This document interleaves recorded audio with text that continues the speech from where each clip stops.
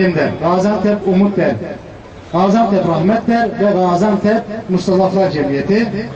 Yine Gaziantep fidan der, Nizip ihsan der, Bilecik ukuvvet der, Gaziantep genç ensar der, Anadolu Gençlik Derneği, Müslüman Gençler Cemiyeti, Enerji Birsen.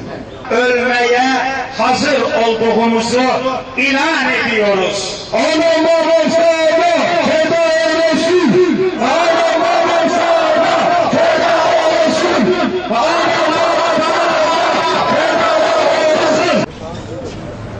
Bismillahirrahmanirrahim. Ya eyyühellezine amenu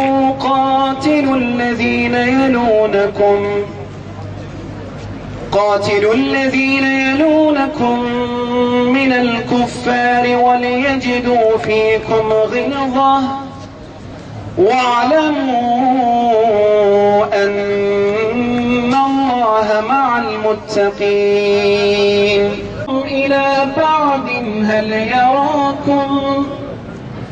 هل يراكم من أحد